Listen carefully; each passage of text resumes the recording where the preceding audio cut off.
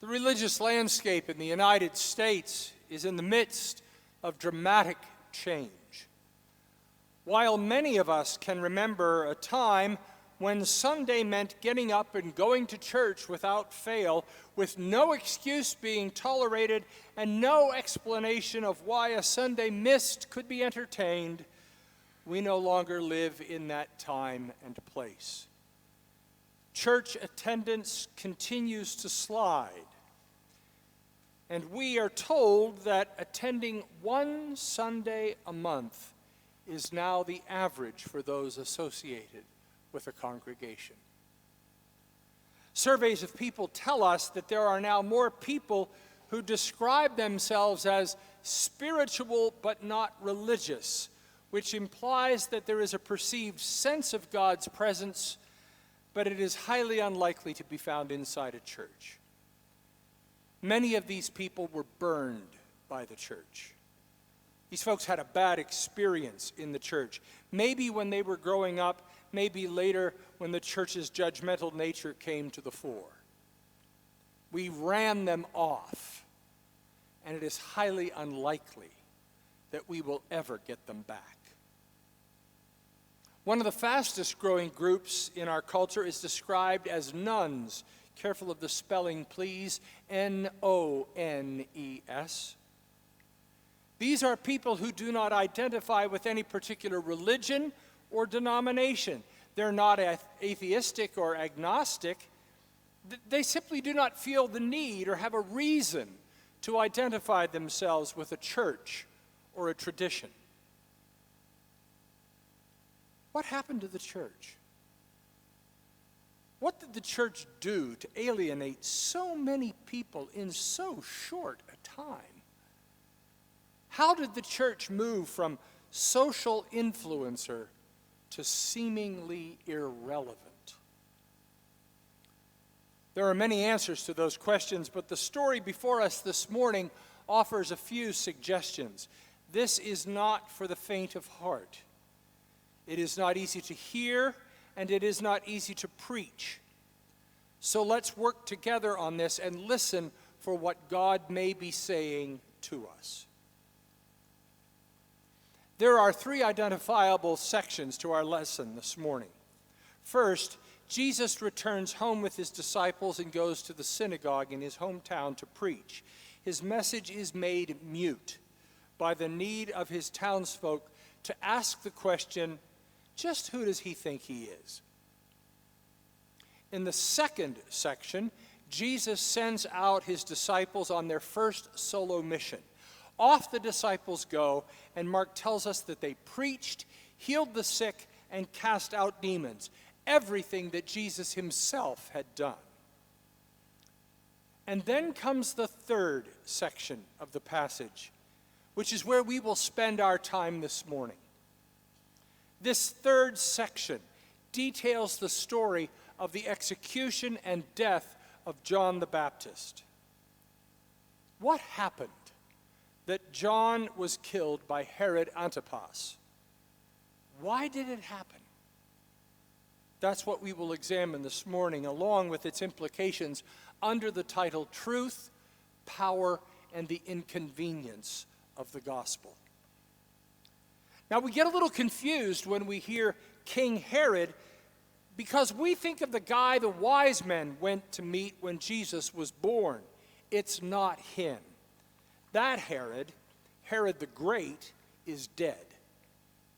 His son, Herod Antipas, has become the tetrarch, not really a king in the royal sense, but a person appointed by the Roman emperor to look after the interests of Rome in his region of the empire. He was the equivalent of a Maharaja in India during the time of British imperialism. Herod was just a useful tool of the empire of Caesar. Herod Antipas had married his brother Philip's wife, whose name was Herodias. She herself was the granddaughter of Herod the Great, and her brother Agrippa I was the Tetrarch of Galilee and a close friend of the Roman Emperor Gaius Caligula. Marrying your brother's wife is hardly ever a good idea. Ask Henry VIII how that worked out for him. And that is what sets in motion the events of the rest of the story. John the Baptist preached against Antipas taking his brother's wife as his own.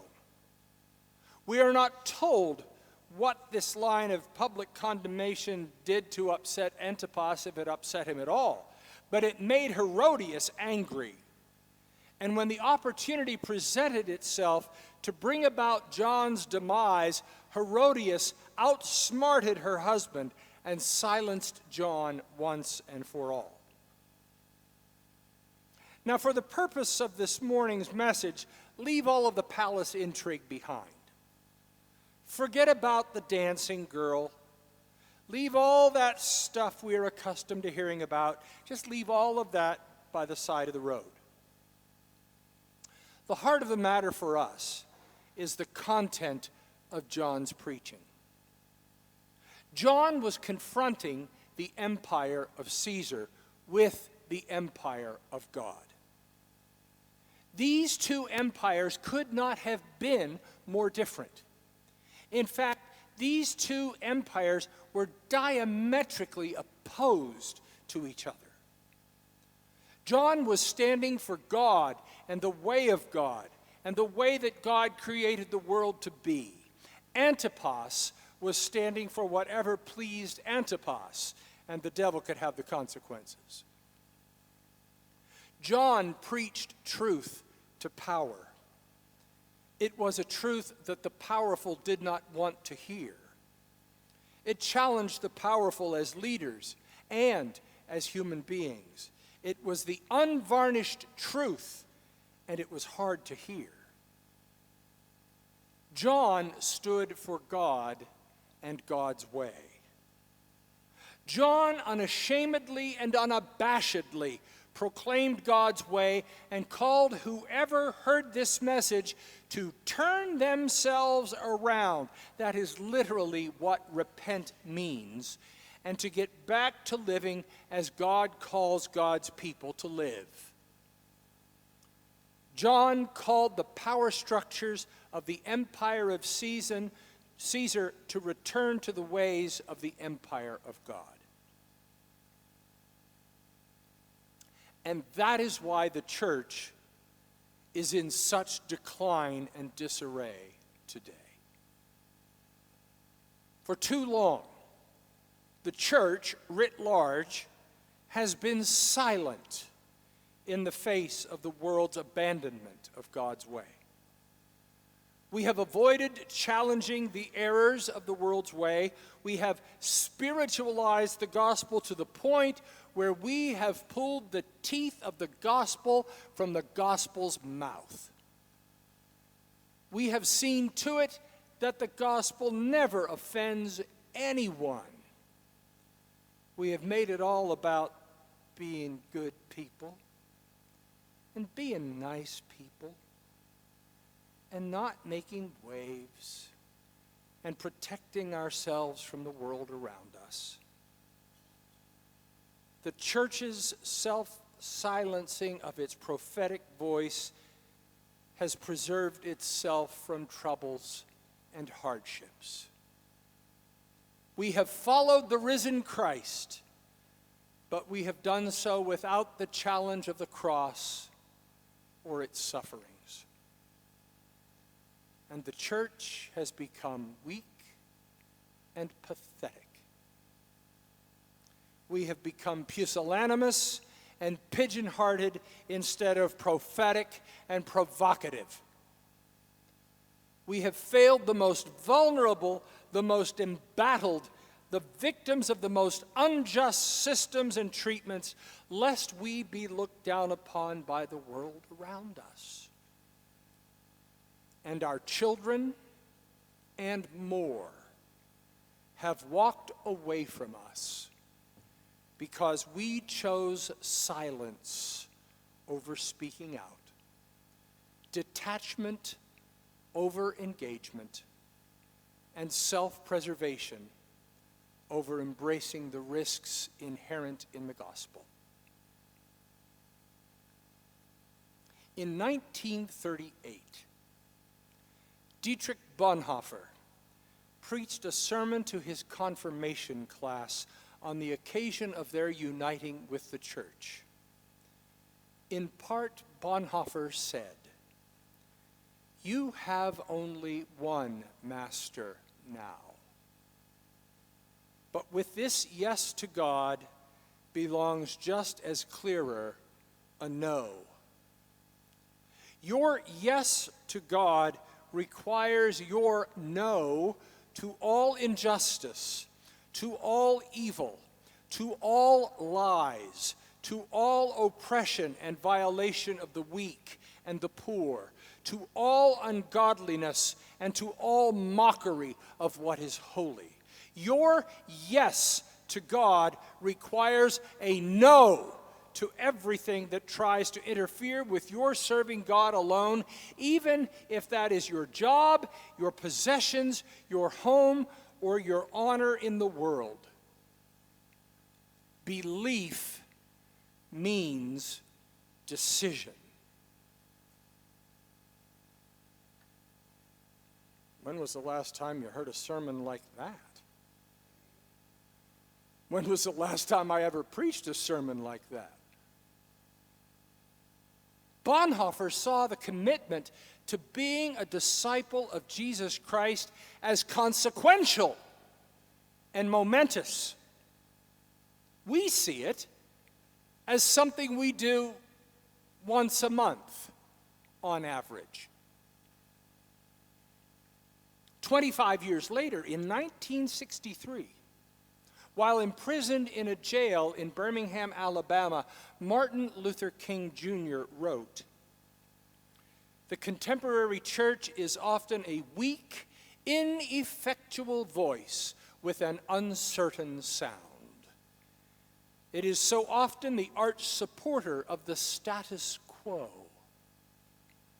Far from being disturbed by the presence of the church, the power structure of the average community is consoled by the church's often vocal sanction of things as they are."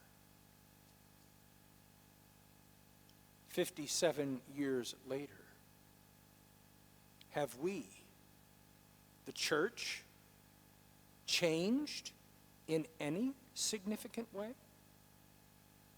Do we speak out and take action when the poor are mistreated, when inequality exists in our school corporation, when bald-faced lies are peddled as truth, when women are treated as second-class citizens who are incapable of making decisions about their lives and their bodies, when senior citizens are threatened with cuts to their financial health and with medical care, or when neighborhoods are too unsafe for anyone to rationally call them home? Oh, please don't be controversial. My dear friends, the gospel is always controversial. If you hear someone passing off a comforting and placating gospel of goodness and smiles and a message that God just wants you to be nice, it ain't the gospel. The gospel upsets the apple cart each and every time. The gospel makes us squirm. The gospel forces us to admit that we are wrong and we have a need to repent. There is nothing comfortable about the authentic gospel. And for that reason, the gospel is inconvenient. It's not easy. It's not quiet. It is not without enormous controversy. It cost John his head. It cost Jesus his life. And it costs us what? One Sunday a month on average. It's awful quiet in here. We will probably never get back those who walked away from the church in its silence and complacency. That bridge has been burned. We can't turn back the clock. But there is a whole new generation of people who might just give us a listen if we have something of value to say.